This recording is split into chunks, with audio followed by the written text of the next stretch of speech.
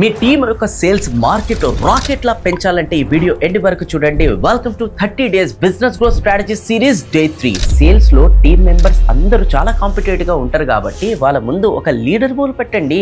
Daily ఎన్ని sales చేస్తున్నారు, weekly ఎన్ని సేల్స్ చేస్తున్నారు, మంత్లీ ఎన్ని సేల్స్ చేస్తున్నారు లీడర్ బోర్డ్ లో అప్డేట్ చేయండి. ఈ సేల్స్ గురించి అందరికి ఆటోమేటిక్ గా తెలుస్తుంది. ఇది మిగతా టీమ్ మెంబర్స్ కి ఇంకా బాగా చేయడానికి పుష్ అనేది ఇస్తుంది. సెకండ్ వచ్చేసి టీమ్ మెంబర్స్ కస్టమర్స్ అందరినీ ఫాలోఅప్ చేస్తున్నారా, వాళ్ళని ఎలా ఫాలోఅప్ చేస్తున్నారో షీట్ లో అప్డేట్ చేయాలి. సేల్స్ రోల్ ప్లే చాలా ఇంపార్టెంట్. మార్నింగ్ ఆఫీస్ కి రాగానే రోల్ ప్లే తో స్టార్ట్ చేయండి.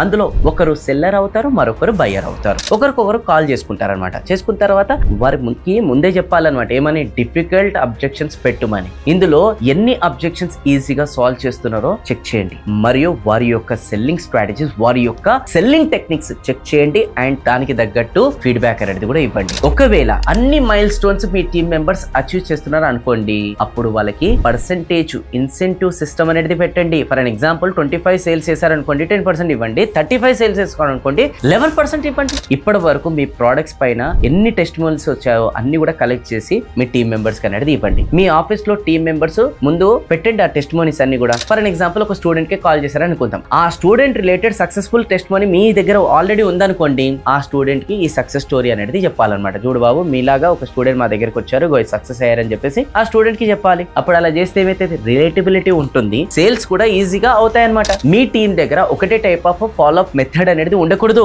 వాట్సాప్ స్టేటస్ ద్వారా ఫాలోఅప్ చేయాలి, వాయిస్ నోట్ ద్వారా ఫాలోఅప్ చేయాలి, మీ ఓన్ వాయిస్ తో ఫాలోఅప్ చేయాలి. మీ వాయిస్ రికార్డ్ చేసి మీ టీం మెంబర్స్ కి పంపి ఇది కూడా కస్టమర్స్ కి పంపండి అని చెప్పేసి చెప్పాలి.